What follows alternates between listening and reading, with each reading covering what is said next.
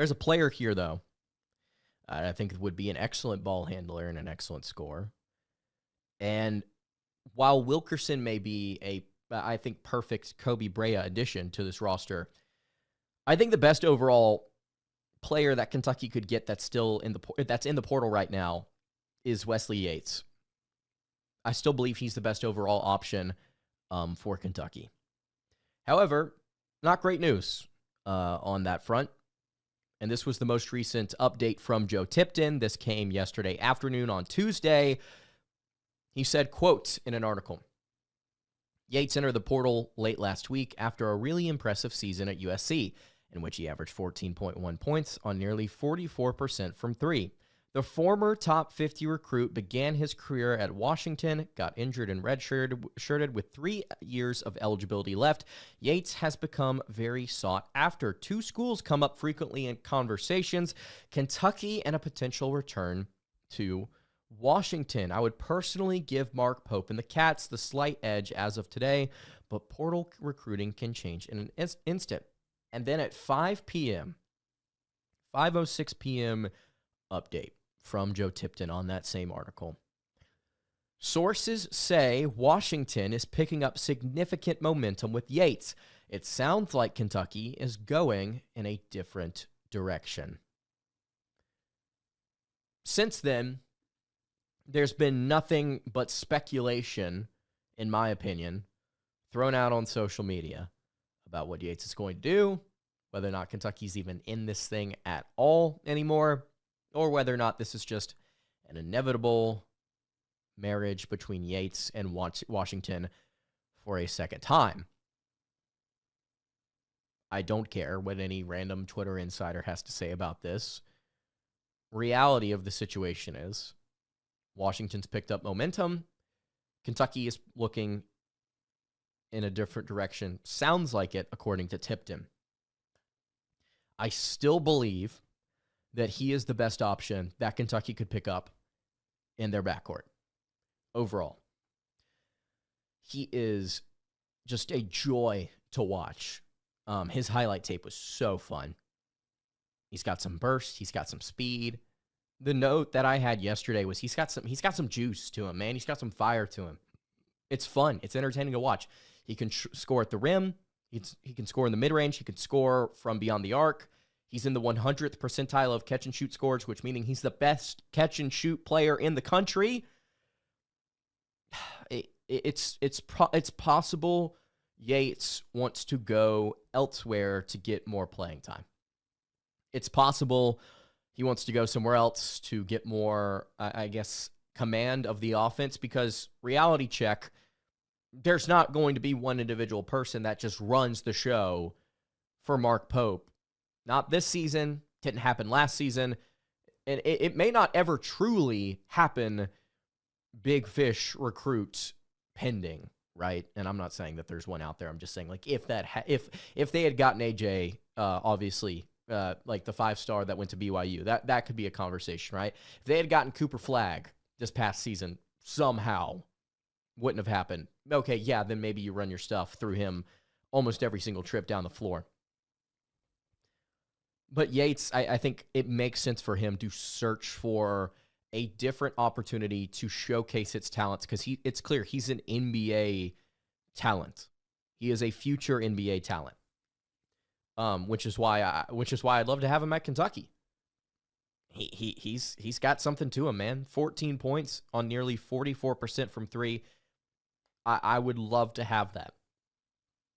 With the way that he got to the rim, with the way that he was able to score, I would love to have somebody like Yates with Mark Pope, because it gives you a bailout. It gives you an option. Last season, the only guy that could consistently bail Kentucky out was Owe. It was getting to the rim, flipping something up, just being stronger than you, scoring at the basket. Somebody like Yates gives you a second option. I continue to go back to, and I'm not questioning it saying it's not going to happen. I'm questioning it, wondering just in case, because you can't just roll into the season and expect Jasper Johnson and a Caden Lewis and Malachi Marino to just be it. right? This is not the Kentucky of old. This is not John Calipari's Kentucky. You didn't just roll in with a bunch of 5-star recruits and you expect all of them to kind of turn up athletically and some of them to pan out further than that, right? These guys are going to play important minutes, specifically Jasper. And I'm just curious, does he have that in him? Does he have that dog in him to be able to, year one, come out and be the guy at shooting guard? I'm not saying he doesn't. I'm saying I don't know. Getting someone like Wilkerson or Yates, I think, covers your behind. In case Jasper gets injured, in case Owe gets injured, somebody like Yates, somebody like Wilkerson definitely helps you out. I'll take either of them. But here's the reality for Kentucky. And this is what kind of stinks. I hate to end the show on a negative note. Kentucky, I don't think, can take another player without taking someone off of this roster. In case you didn't see it, the NCAA is now allowing teams to take up to 15 scholarship players. That does not mean you can have 15 scholarship players and then some walk-ons. Based on what I've read, and who knows, maybe I'm completely dead wrong on this. Based on what I've read, it looks like you can have a 15-man roster and you can give scholarships to all of them if you want. But you can't have more than 15 players total, and you can't have more than 15 scholarships. They just made the specification of you can give out more scholarships now. You're still limited at a 15-man roster. Which means Kentucky doesn't have a spot for Wilkerson. Kentucky does not have a spot for Foulgerias. They don't have a spot right now for a guy like Wesley Yates. Why? Count it up with me. Jalen Lowe, Akaden Lewis, Jasper Johnson, Colin Chandler, Otega Owe, Trent Noah, Cam Williams, Mohamed Diabate, Jaden Quaintance, Brandon Garrison, Malachi Marina. That's 2 at point guard. That's 2 at shooting guard. Makes 4. That's 2 at small forward. That's 6. That's 2 at power forward. That's 8. And that's 3 at center. 9, 10, 11. You have, right now, 3 different walk-ons. Derbyshire, Zach Tao, and who am I forgetting? Derbyshire, Tao, and there's one more. I'm so sorry that I slipped in the middle of this conversation. There's one more.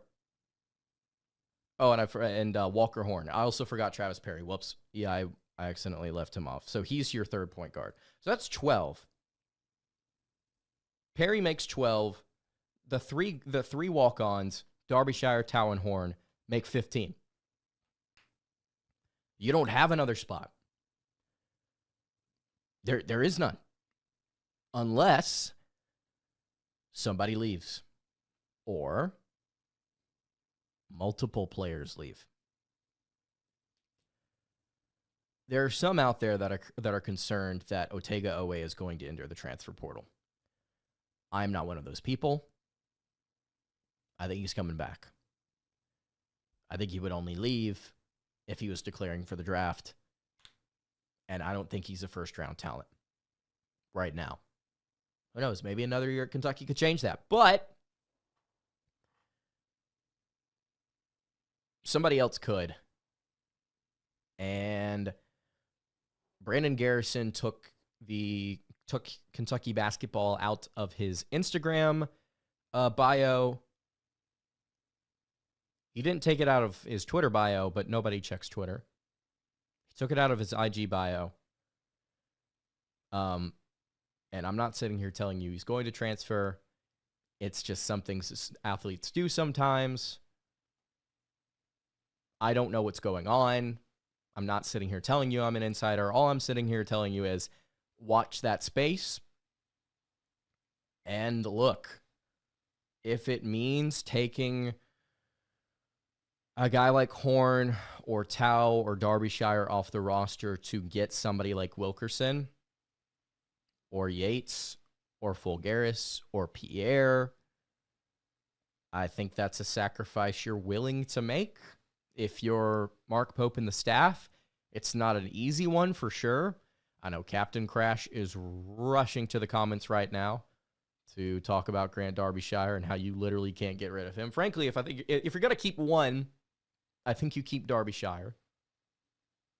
But also